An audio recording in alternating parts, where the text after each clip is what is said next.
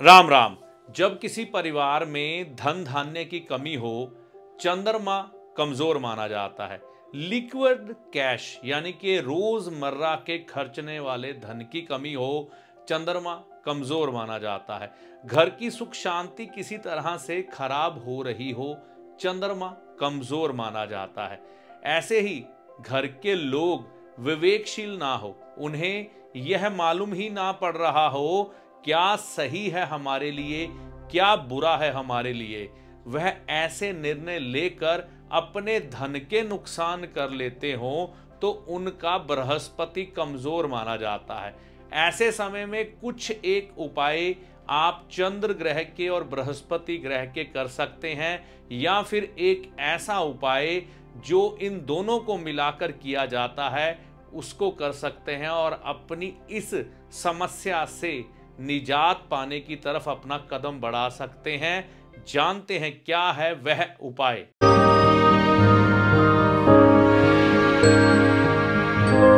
नमस्कार, मेरा नाम है पंडित अरविंद तिवारी। इस चैनल पर अगर आप आज पहली बार आए हैं या बहुत समय से चैनल के साथ चल रहे हैं, अभी तक आपने इस चैनल को सब्सक्राइब नहीं किया है तो वीडियो देखने के बाद चैनल को सब्सक्राइब करके जाइएगा। जैसे कि मैंने आपको बताया, जब किसी व्यक्ति का चंद्रमा ग्रह कमजोर होता है तो उसके जीवन में सुख शांति, लिक्विड कैश, धन धान्य, ये सब चीजें नहीं आ पाती। ऐसा देखने में आता है कि व्यक्ति अपने घर से बाहर रहता है तो खुश रहता है, घर में आता है तो कला कलेश होने लग पड़ता है, व्यक्ति चिड़चिड़ेपन का शिकार होता है, मूड बहुत ज्यादा स्विंग होते हैं। जैसे चंद्रमा की कलाएं बदलती हैं, कभी चंद्रमा इतना, कभी इतना, कभी पूर्ण दिखाई देता है। इसी तरह से व्यक्ति के मूड भी बदलते हुए नजर आते हैं, जो कि चंद्रमा के खराब होने की निशानी है। यही किसी व्यक्ति का चंद्रमा अच्छा हो तो उसके घर में धन का फ्लो भी अच्छा होगा, घर में सुख शांति भी होगी, उसके परिवार के लोग चिड़चिड़ेपन का शिकार भी नहीं होंगे और उसके मूड भी स्विंग नहीं होंगे। आपको समाज में दोनों तरह के लोग दिखाई देंगे। तो आपने यह निर्णय लेना है कि आपके परिवार में यह प्रॉब्लम आपको या आपके किसी सदस्य को है, तो कुछ एक उपाय आप उस सदस्य के हाथ से करवा सकते हैं। तो यहाँ पर यह समझिए, अगर किसी का चंद्रमा खराब है तो भगवान शिव के मंदिर में जाकर वह कच्चे दूध से भगवान शिव का अभिषेक ओम नमः शिवाय मंत्र का जाप करते हुए करें। इसके अलावा अपनी माता का आशीर्वाद पांव हाथ लगाकर लेना शुरू कर दे, उसका चंद्रमा अच्छा हो जाएगा। माता जी घर पे नहीं है, यानी कि वह स्वर्गवासी हो चुकी हैं, तो किसी विधवा स्त्री का आशीर्वाद या उनकी सेवा करनी शुरू कर दें, इससे भी चंद्रमा अच्छा हो जाएगा। घर में चावल खरीद कर जरूर रख लें, कम से कम 10 किलो। यह तो हो गया चंद्रमा का उपाय अकेले के लिए। तो यहाँ पर आपके चंद्रमा बैलेंस होना शुरू हो जाते हैं। तो हमें यह समझना है, चंद्रमा को तो हमने बैलेंस कर लिया, लगातार यह सब करते हुए माफ करने की भी शक्ति आपको अपनाकर रखनी चाहिए। अगर आप माफ करने की शक्ति अपना के रखते हैं तो चंद्रमा इससे जल्दी बैलेंस होते हैं। तो ये तो हुए चंद्रमा के उपाय जिससे कि आपके घर में सुख शांति आनी शुरू हो जाती है, धन धान्य आना शुरू हो जाता है। चिड़चिड़ेपन का शिकार जो घर के लोग हैं वह ठीक होने शुरू हो जाते हैं। शरीर पर चांदी धारण कर लें तो और भी बढ़िया है। चांदी किस रूप में धारण कर सकते हैं? रिंग फिंगर में पुरुष अपने राइट हैंड की रिंग फिंगर में धारण कर सकते हैं चांदी का छल्ला 4 ग्राम वजन का। कड़ा धारण कर सकते हैं, 50 ग्राम का कड़ा है, तांबे और सोने की कील लगवा के कर सकते हैं। मैं चित्र लगा रहा हूँ साथ में, आपको आइडिया हो जाएगा कैसा होता है। और जो माताएं बहनें हैं वह ये छल्ला अपने लेफ्ट हैंड की रिंग फिंगर में धारण कर लेंगी, ठीक है ना। मंगलवार के दिन करना है सुबह के समय, क्योंकि इसमें मंगल बुध का जो असर होता है वह भी बैलेंस हो जाता है। तो यहाँ पर ये चीज होगी। इसके अलावा अब बृहस्पति को अच्छा करने के लिए क्या है? बृहस्पति को अच्छा करने के लिए यानी कि विवेकशीलता प्रबल करने के लिए आपके लिए क्या अच्छा है क्या बुरा, ये सबसे बड़ी बात है। देखिए, एक निर्णय व्यक्ति बुद्धि से कमजोर होकर लेता है ना, जैसे ही, तो वह स्वाहा हो जाता है। एक निर्णय सोच समझ कर लेता है तो वो फर्श से अर्श तक पहुंच जाता है। तो आपका निर्णय बहुत महत्वपूर्ण है और विवेकशीलता हमें देते हैं बृहस्पति ग्रह। अगर किसी का बृहस्पति कमजोर हो तो हमेशा उसकी विवेक शक्ति क्षीण रहेगी।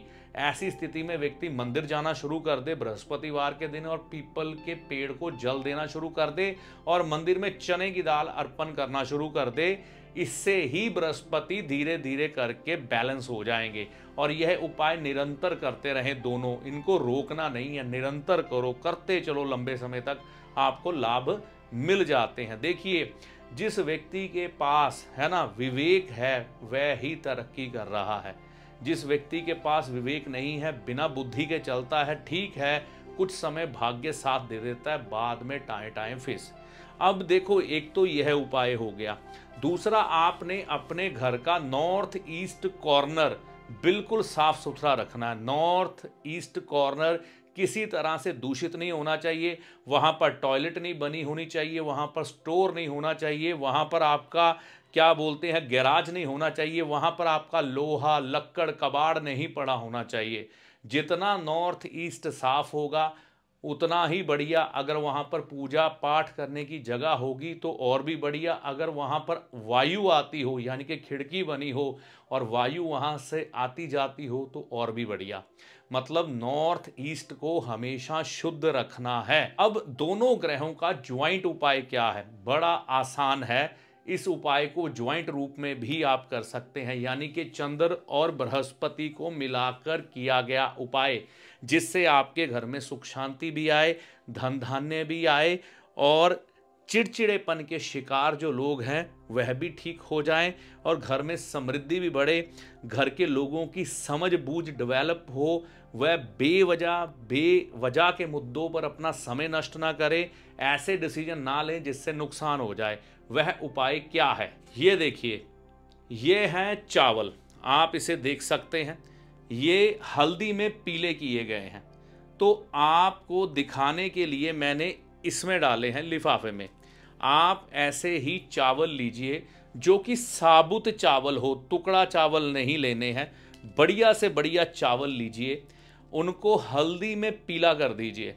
हल्दी में पीला करने के बाद अगर आपके पास चांदी की डिब्बी है तो उस चांदी की डिब्बी में इन चावलों को भर लीजिए। अगर चांदी की डिब्बी नहीं भी है तो आप सफ़ेद रंग के कपड़े में या पीले रंग के कपड़े में जो कि कॉटन का हो, स्क्वायर साइज में हो, उसमें लपेट कर अपने घर के नॉर्थ ईस्ट कॉर्नर में, अगर वह मंदिर ही वहाँ पर बना है जो नॉर्थ ईस्ट में है तो क्या बात है। अगर आपका नॉर्थ ईस्ट कॉर्नर दूषित हो तो फिर ये नॉर्थ ईस्ट में नहीं रखने, ये ध्यान रखिएगा। तो हल्दी में पीले करने के बाद ये चावल अपने घर के नॉर्थ ईस्ट कॉर्नर में आपने स्थापित कर देने हैं, या फिर अपने घर के मंदिर में इन्हें स्थापित कर देना है गुरुवार के दिन।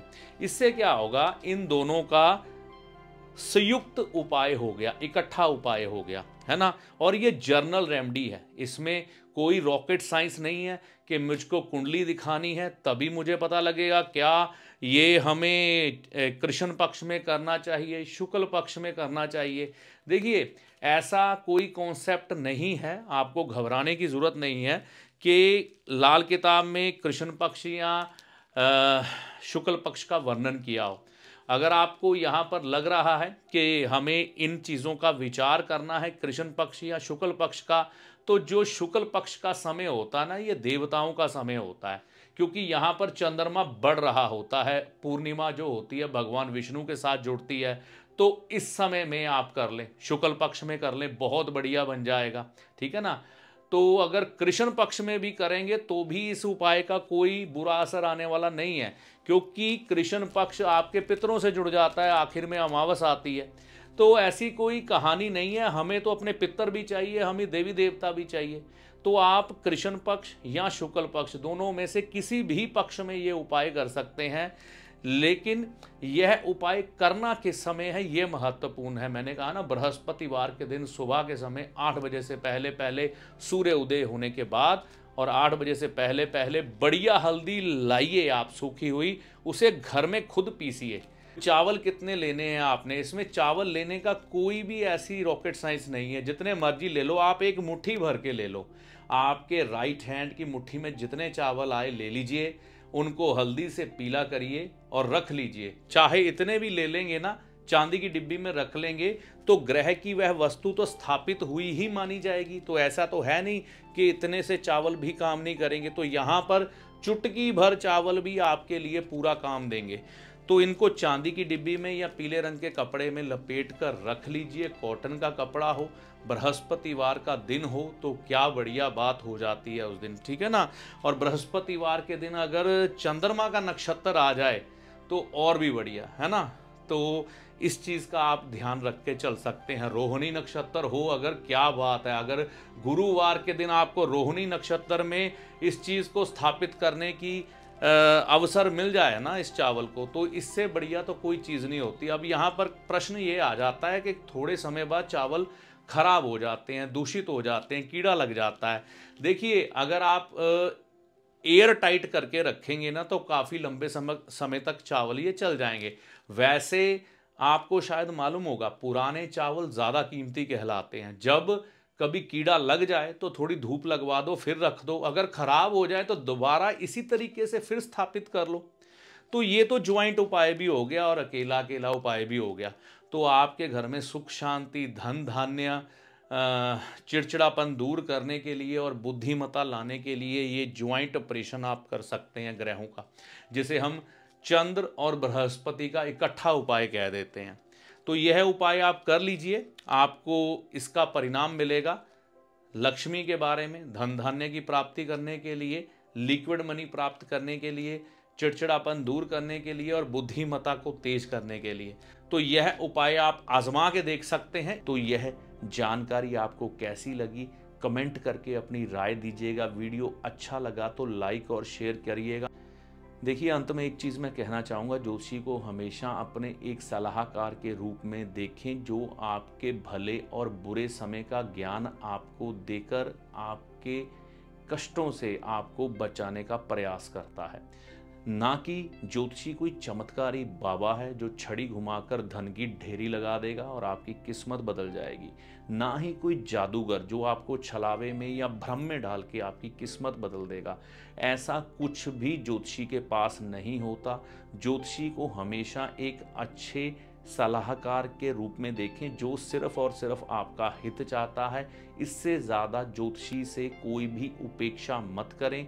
ज्योतिषी जो आपको पथ दिखाता है उस पर चलना आपको होता है, अपने अच्छे और बुरे के लिए आप खुद जिम्मेवार होते हैं। आपके कर्मों के अनुसार और ईश्वर की कृपा के अनुसार आपके उपायों का फल आपको प्राप्त होता है। चैनल पर अगर आप पहली बार आए हैं, बहुत समय से चैनल के साथ चल रहे हैं, तो इसे सब्सक्राइब करके जाइएगा। इस वीडियो में दी गई जानकारी का लाभ माता रानी की कृपा से आपको होगा। जय माता दी।